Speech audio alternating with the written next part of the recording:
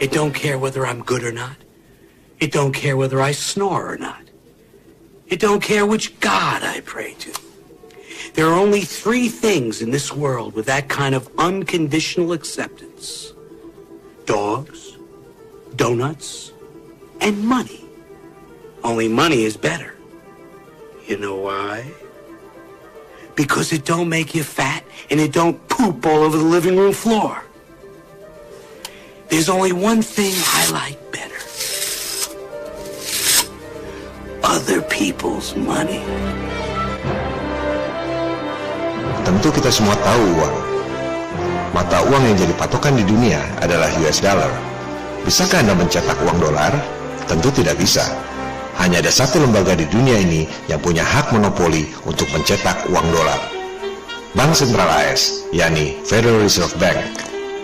Jika kita mengatakan bahwa bumi ini datar, NASA berbohong, satelit adalah scam, tentu sebagian besar orang tidak percaya. Sekarang, sekalian kita katakan bahwa Federal Reserve yang punya hak monopoli untuk mencetak dolar itu adalah swasta, bukan pemerintah Amerika Serikat. Orang pasti lebih tidak percaya.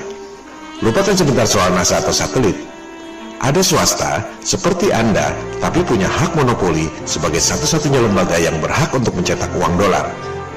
Tidak mungkin, bukan? Mari kita dengarkan penjelasan berikut.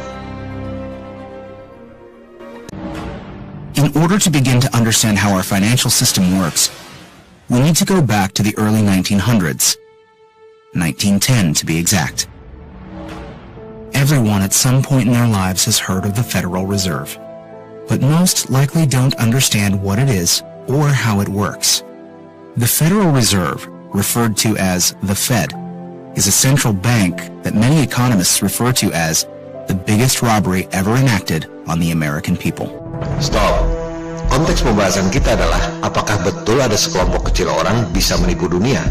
Yang Anda saksikan sekarang adalah bukan hanya menipu soal angkasa luar, tapi merampok warga Amerika Serikat dan menipu dunia tanpa disadari. The reason for this is because the Federal Reserve is neither part of the federal government, nor does it have any reserves. Yet, this single organization controls the money supply of the most powerful country in the world.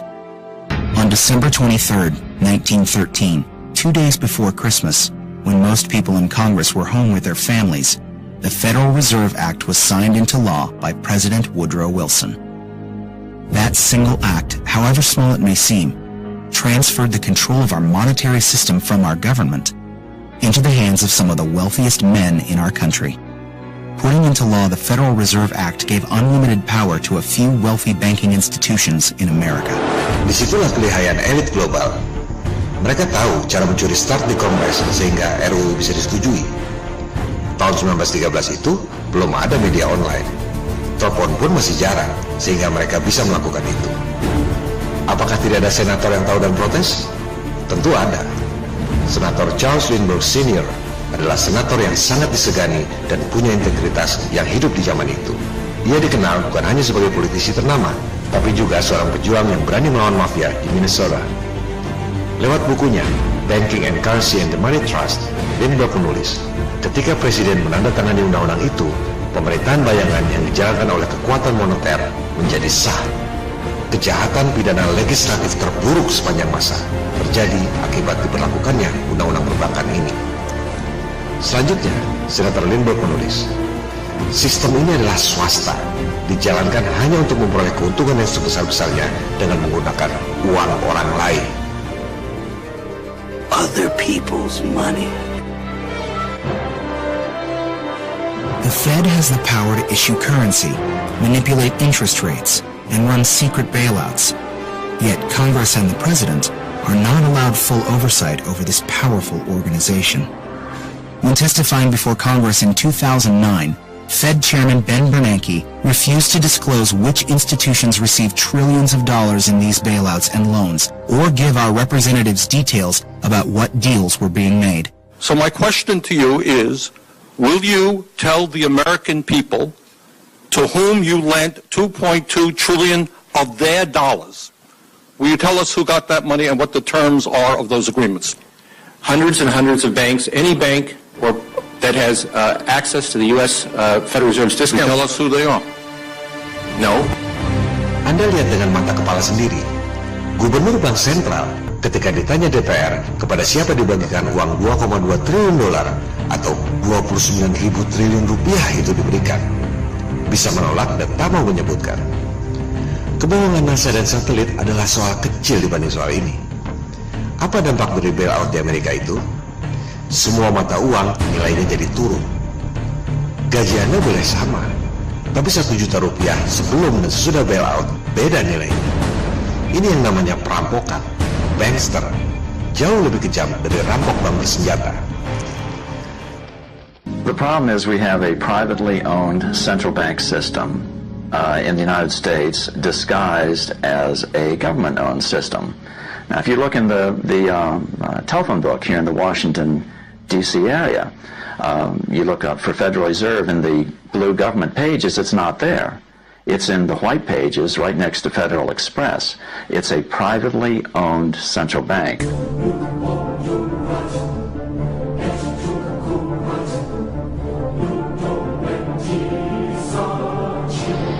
Well, first of all, the Federal Reserve is an independent agency, and that means basically that there is no other agency of government which can overrule actions that we take.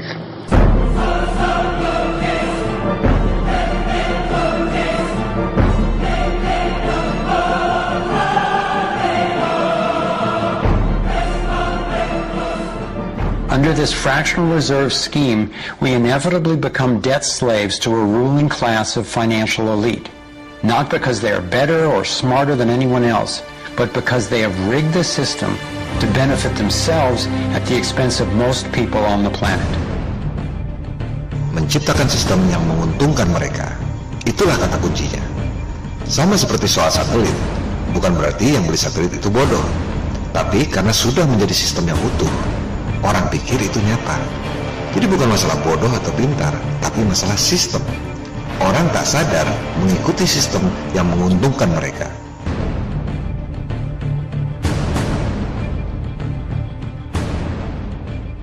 This historic change of power in America is again why many economists refer to it as the biggest robbery ever enacted on the American people.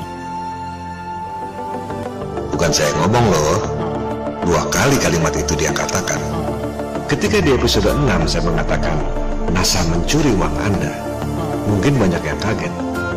Sekarang Anda lihat sendiri, elit global bukan cuma mencuri dari biaya telkom mahal yang Anda bayar, tapi mereka merampok uang pajak warga Amerika. Mereka mampu melakukan itu. Masih heran mereka bisa bohong soal NASA dan angkasa luar? Mereka tidak peduli dengan Anda, tidak peduli dengan kita, bahkan tidak peduli dengan warga Amerika Serikat. Ini adalah politik, cara memperoleh tujuan, yaitu bangkrutnya semua negara di dunia, hancurnya semua agama di dunia, agar tunduk pada tatanan dunia baru di bawah kaki mereka, New World Order.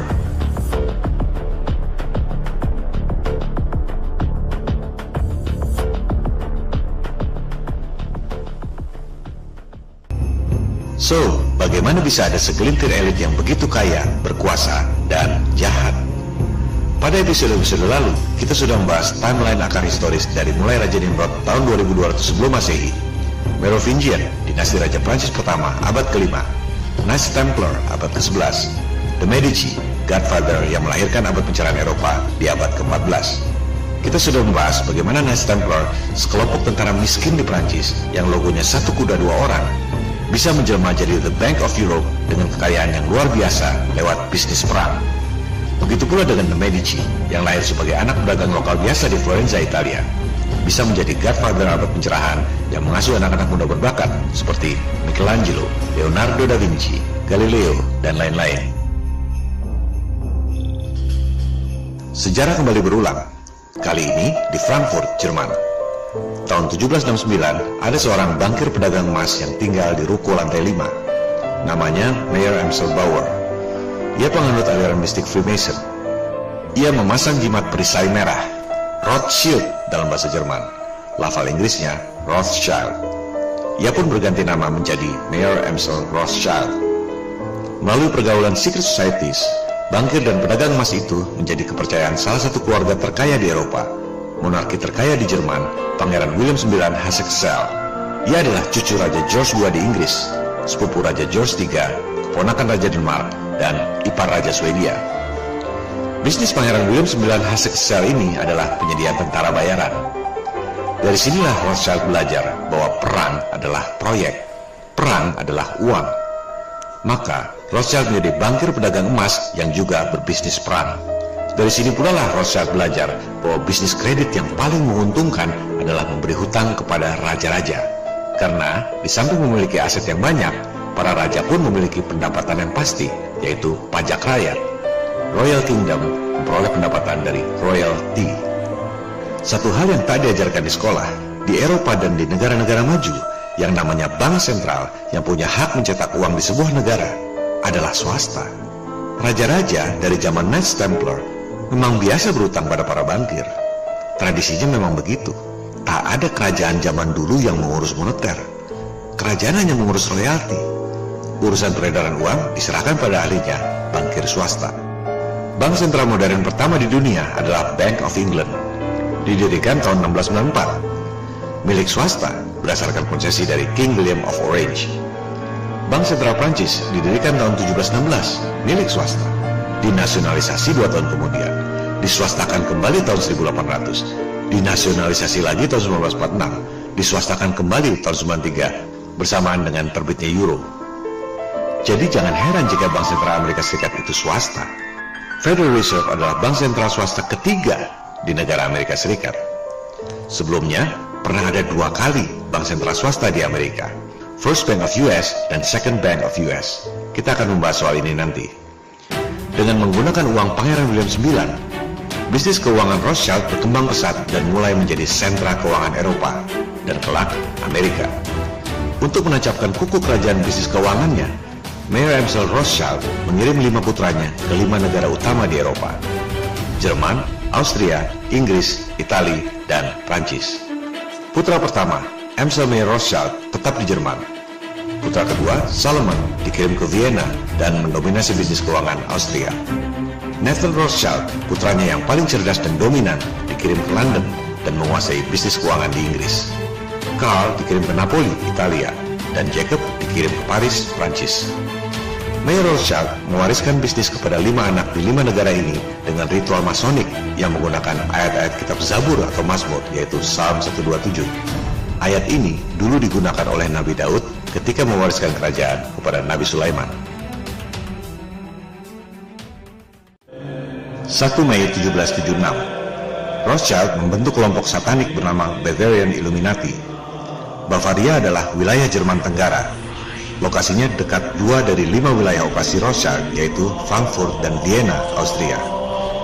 Yang ditugaskan menjadi eksekutif adalah Adam Weishaupt, seorang profesor di Ingolstadt University. Rothschild mengumpulkan para intelektual seperti doktor, lawyers, hakim, gubernur, baron, ekonom, dan lain-lain yang bertujuan untuk menguasai keuangan dan pemerintahan. Perlu kita perjelas sekali lagi, tidak semua Freemason itu Illuminati. Ada ribuan cabang Freemason. Dari situ, ada banyak lagi cabang yang bernama Illuminati. Alumbrados di Spanyol misalnya. Kebanyakan Freemasonry hanya ritual-ritual keagamaan. Hanya ada 1 cabang Illuminati yang bertujuan menguasai keuangan dan pemerintahan, yaitu Bavarian Illuminati yang didirikan oleh Rothschild. Perhatikan tanggal lahirnya, 1 Mei 1776, 2 bulan sebelum kemerdekaan Republik Modern pertama di dunia, Amerika Serikat. 13 tahun sebelum berdirinya Republik Modern kedua di dunia, Prancis. 1 Mei adalah Hari Buruh yang dulu disebut Hari Komunis alias May Day. Bavarian Illuminati atau kita sebut Illuminati mendanai kelompok Jacobin atau Yakobin yang paling radikal dan berpengaruh dalam revolusi Prancis sehingga menjadi negara republik seperti yang kita kenal sekarang ini. Rothschild membangun markas Illuminati berupa Masonic Lodges Grand Orient di Prancis, lengkap dengan logo piramida terpancung yang biasa kita lihat pada uang dolar. Illuminati menggunakan cabang-cabang Freemason yang lain untuk melaksanakan tujuannya. Rencana makar secret societies ini terbongkar. Organisasi Bavarian Illuminati dibubarkan oleh pemerintah Jerman 1785. Secara organisasi, Illuminati sudah tidak ada. Tak ada kantornya, tak ada pegawainya, dan lain-lain. Illuminati berkembang menjadi ideologi. Novus Ordo Seclorum, New Order of the Ages, alias New World Order. Meski organisasinya sudah tidak ada, ideologi Illuminati tetap hidup dan sangat ditakuti oleh pemerintahan banyak negara di zaman itu. Tahun 1798, Profesor John Robinson menulis tentang ancaman ideologi Illuminati. Perhatikan judul bukunya. Ketika saya mengatakan bahwa elit global bertujuan untuk membangkrutkan negara-negara di dunia, menghancurkan agama-agama di dunia, itu bukan kata-kata saya, melainkan esensi dari buku Profesor John Robinson yang ditulis 218 tahun yang lalu. Illuminati adalah ideologi yang sangat menakutkan bagi mereka yang mengerti. Anda bisa mengakses secara online The George Washington Papers di Library of Congress. Anda akan menemukan tulisan tangan Presiden pertama Amerika, George Washington, yang ditulis tanggal 24 Oktober 1798. Presiden pertama Amerika itu mengetahui persis ancaman kelompok Illuminati yang dulu mendanai kelompok radikal Jacobin pada Revolusi Prancis. Illuminati lahir duluan sebelum lahirnya dua republik modern pertama di dunia, Amerika Serikat dan Prancis. Aliran Freemason mengakar pada budaya kedua republik pertama di dunia itu. Bukan berarti rakyat Amerika dan Prancis itu penyembah iblis, tapi hanya segelintir elitnya saja yang mampu infiltrasi ajaran-ajaran mereka dalam berbagai arsitek dan monumen. Begitu besar di depan mata, tapi orang tidak menyadarinya.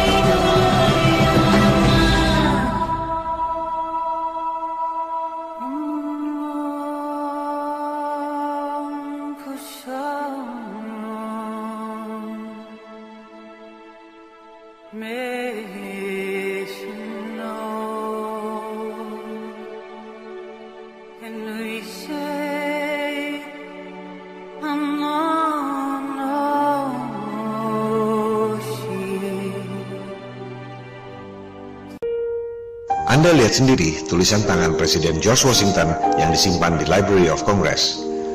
Illuminati adalah ancaman yang nyata, menghancurkan agama-agama dan negara-negara di dunia untuk menguasai keuangan dan pemerintahan.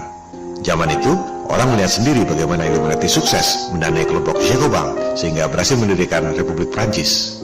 Mengapa Illuminati ingin menggulingkan pemerintahan? Supaya dapat konsesi. Bank Sentral Prancis, milik swasta yang dinasionalisasi tahun 1718, diswastakan kembali tahun 1800 akibat revolusi, milik Rothschild. Dari situ keluar ungkapan Rothschild yang terkenal, "Berikan saya hak untuk mencetak uang negara, saya tak peduli siapa pemerintahnya."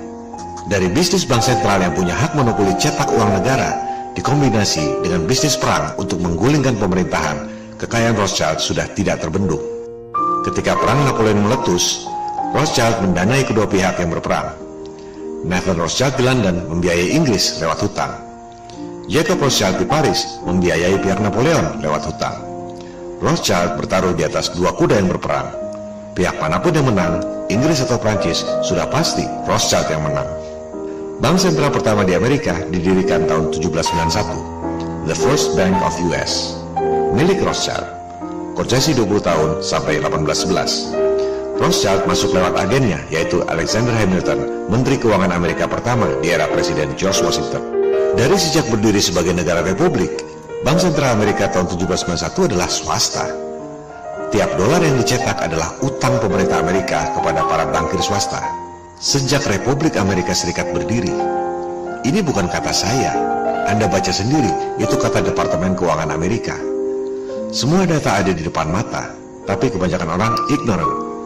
Tahun 1811, konsesi 20 tahun First Bank of US berakhir. Pemerintah Amerika Serikat tak mau memperpanjang konsesi bank sentral swasta. Apa yang terjadi? Inggris menyerang Amerika. Nathan Rothschild di London mengatakan, kasih pelajaran pada bangsa Amerika yang tidak patuh itu. Kembalikan mereka ke status negara jajahan. Puncak-puncaknya adalah Gedung Putih dibakar tahun 1814. Ini bukan lukisan fiksi, tapi lukisan sejarah. Rothschild menang. Maka dibentuklah The Second Bank of US, bank sentral swasta kedua, tahun 1816. Konsesi 20 tahun sampai 1835, milik Rothschild.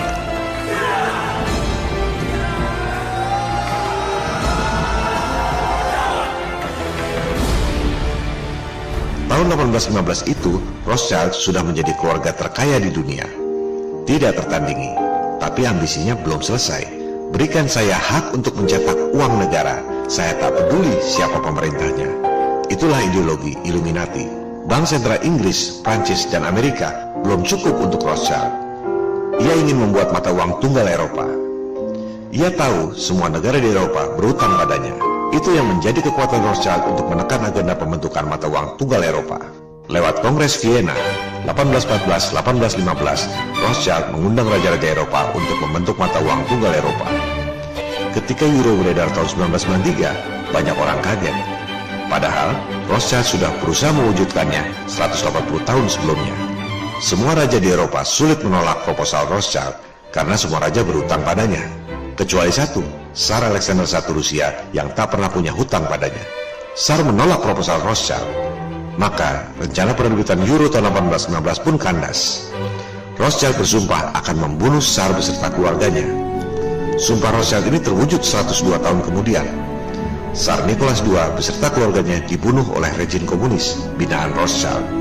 Sebuah tragedi kemanusiaan dunia yang menyisakan misteri Putri Anastasia yang konon lolos dari pembunuhan keji itu. Kita akan kembali membahas soal ini.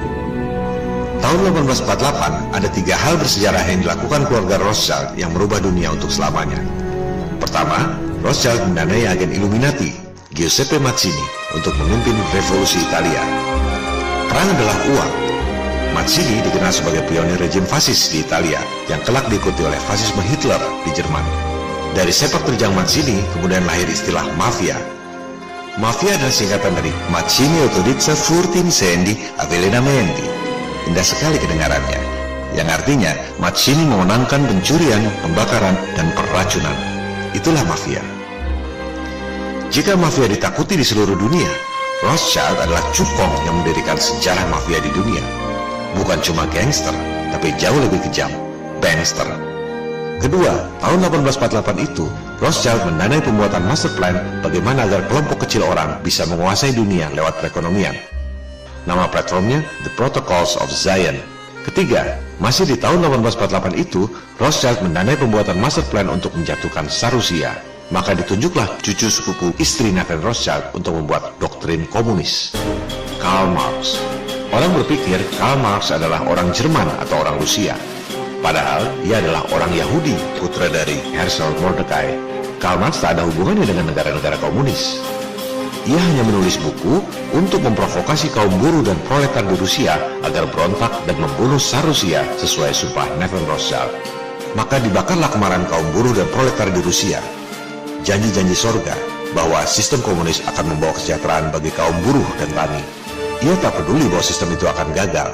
Yang penting bagaimana caranya menggulingkan Tsar sehingga Rothschild punya kekuasaan di Rusia. Karl Marx menciptakan janji sorga komunisme di dunia lewat 2 buku, yaitu The Communist Manifesto dan Das Kapital. Buku itu jadi buku standar paham komunis di seluruh dunia. Padahal Karl Marx tak pernah menginjak negeri komunis. Coba Anda cek, Karl Marx menulis buku The Communist Manifesto di Brussel, Belgia, tahun 1848. Kemudian Karl Marx menulis buku Das Kapital di London 1867, markas keturunan Nathan Rothschild. Dan akhirnya Karl Marx membentuk First International Communism di London lagi. Jadi jangan heran jika Soviet dan Amerika kompak membom nuklir langit selama 4 tahun. Jangan heran jika Soviet diam saja masa berbohong pergi ke bulan. Mereka adalah 2 sisi dari koin yang sama, Illuminati. Para elitnya, bukan seluruh rakyat. Kebohongan NASA dan satelit tak ada apa-apanya dibanding kebohongan dan kejahatan elit global lainnya. The Antichrist, Al-Masih Ad-Dajjal.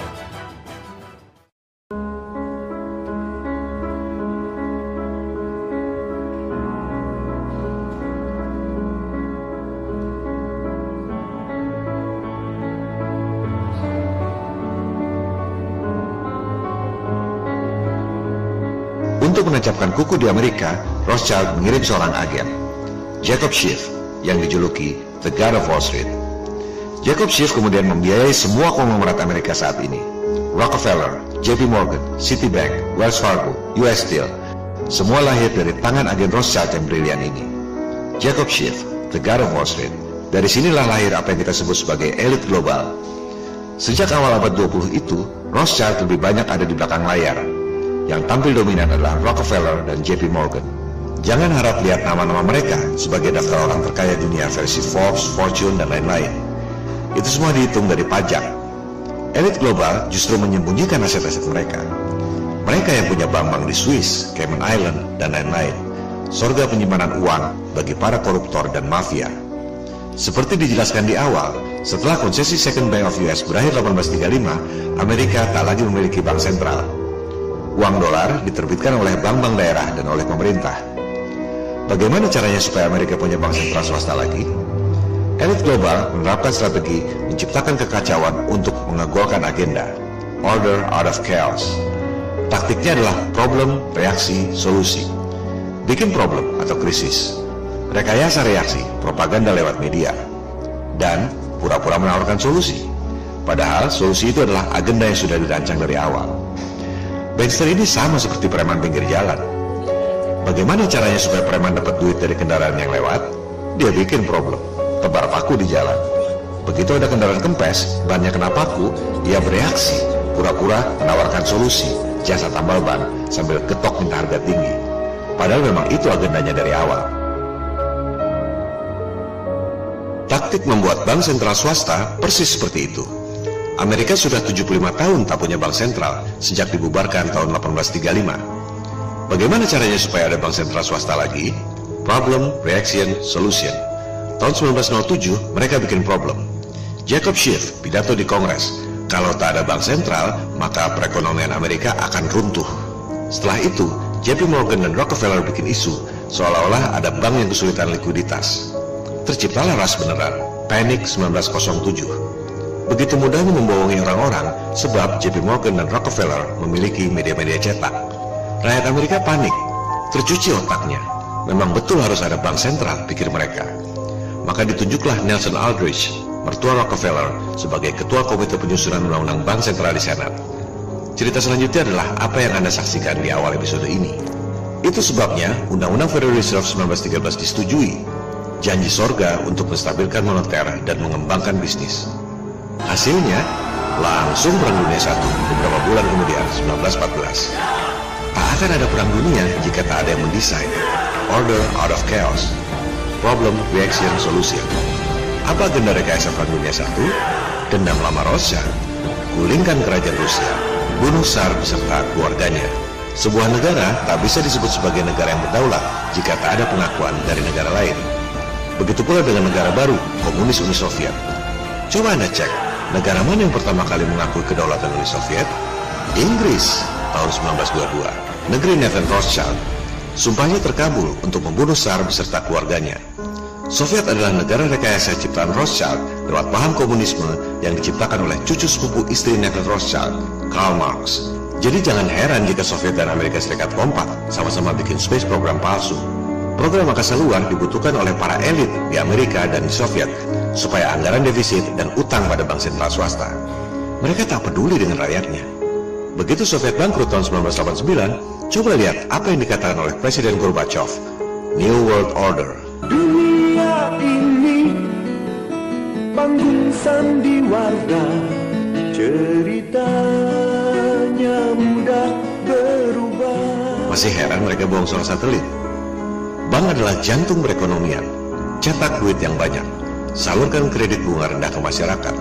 Tentu orang senang punya banyak duit. Semua berhutang ke bank menjaminkan rumah dan aset-asetnya. Setelah itu, ketatkan likuiditas. Naikkan suku bunga. Macetlah semua kredit. Bank menyita aset rakyat. Peristiwa ini disebut The Great Depression. In the 1920s, Americans were enjoying the fruits of a new prosperity. For those who had money, it was a time to get rich quick. Believing they could only win, 1 million Americans had their money in the stock exchange. In just 4 years, their shares roared up 400%. Then, on the morning of October the 24th, 1929, the unthinkable happened. It was just down, down, down. The market kept going down. Peristiwa Panic 1907 terulang kembali jadi The Great Depression 1929. Krisis ekonomi diciptakan dengan menarik uang dari peredaran. The tremendous crowds which you see gathered outside the stock exchange are due to the greatest crash in the history of the New York Stock Exchange and market prices. Krisis ekonomi diciptakan dengan menarik uang dari peredaran. Jurusnya itu juga. Mereka dengan mudah bisa melakukan itu berulang-ulang karena kita semua adalah pelupa yang naif. The crash affected people far beyond Wall Street. The greatest victims were not the wealthy, but working people around the world. Capitalism had promised progress and prosperity for all. Instead, it delivered mass unemployment and the breadline. Within a year, 2.5 million had lost their jobs.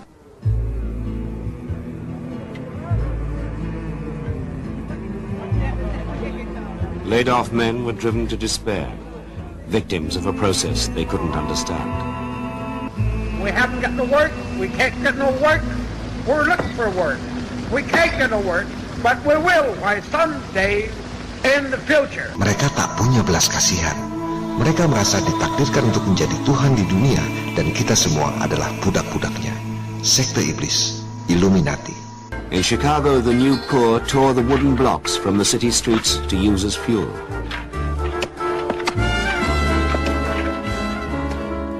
Amerika sudah bangkrut dari tahun 1929. Katanya Bank Sentral didirikan tahun 1913 untuk menjaga perekonomian. Yang ada justru merampok rakyatnya sendiri. Apakah bangsa Amerika sebodoh itu? Bukan masalah bodoh atau pintar, tapi karena percaya dan mengikuti sistem yang dibuat oleh elit global yang sengaja dirancang untuk menguntungkan mereka dengan merugikan semua umat manusia di dunia. Waktu Great Depression 1929-1933 itu, para petani memanggul senapan untuk melawan bankir yang datang untuk menyita aset mereka. Zaman itu, bandit perampok bank menjadi pahlawan, simbol perlawanan terhadap ketidakadilan. John Dillinger contohnya. Selesai merampok bank, ia berbaur dengan masyarakat. Dan tak ada masyarakat yang mengadukannya pada polisi, karena perampok bank itu dianggap sebagai pahlawan yang melawan sistem yang korup. Para bankster ini belum puas dengan menyita aset-aset rakyat yang dijaminkan ke bank. Mereka tambah dengan merampok emas milik rakyat. Caranya lewat kepres yang diterbitkan oleh Presiden Roosevelt, salah satu pentolan Illuminati. Rakyat harus menyerahkan emas yang dimilikinya dengan alasan untuk menyelamatkan perekonomian. Ancaman hukuman penjara 10 tahun. Ini adalah perampokan yang luar biasa. Kebohongan NASA dan satelit tak ada apa-apanya dibanding semua ini. Di era Presiden Roosevelt inilah, tahun 1933, diterbitkan lembaran dolar baru yang masih digunakan sampai sekarang.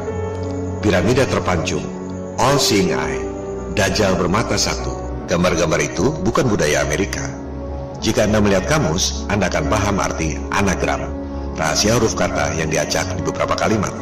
Pada kalimat yang tertera di lembar dolar itu, Anda akan menemukan anagram Mason, Novus Ordo Seclorum, New Order of the Ages, New World Order. Gambar-gambar itu sama sekali bukan budaya Amerika, tapi budaya sekte iblis Illuminati. Ini menunjukkan bahwa tahun yang tertera di situ, 1776, bukan mengacu pada hari kemerdekaan Amerika, tapi pada hari lahir Illuminati, 1 Mei 1776. Figur Presiden Roosevelt ini berkacamata dan mengisap pipa oleh orang-orang Inggris dijadikan parodi sebagai penjahat Batman, Penguin. Other people's money. Elit global belum puas dengan semua itu. Maka dirancanglah Perang Dunia Kedua yang meletus masih dalam era Presiden Roosevelt. Problem, Reaction, Solution. Apa agenda tersembunyi yang seolah menjadi solusi Perang Dunia II? Dibentuklah 3 badan yang suci dari yang suci dunia saat ini. The Holy of Holies, PBB, World Bank, dan IMF. Kebohongan NASA dan satelit tak ada apa-apanya dibanding ini. Coba Anda perhatikan, setelah berdirinya PBB 1945, justru lebih banyak perang yang terjadi. Perang Israel-Palestina, Perang Korea, Perang Vietnam, Perang Kongo, Zanzibar, Ethiopia, Bosnia, Perang Teluk, terlalu banyak untuk disebutkan satu persatu. Perang adalah uang, proyek besar bagi kontraktor perang dan industri militer. Dengan adanya perang, anggaran negara menjadi defisit, utang pada bank sentral swasta. Perang adalah strategi jitu untuk pemusnahan ras, genocide, depopulasi, program penyedikitan umat manusia. Itu sebabnya Presiden kita, Soekarno, keluar dari PBB tanggal 7 Januari 1965 karena ia tahu lembaga yang suci dari yang suci itu adalah sandiwara belaka. Dunia ini Perpanjangan tangan dari para elit yang ia sebut sebagai nekolim, neokolonialisme dan imperialisme, penjajahan gaya baru.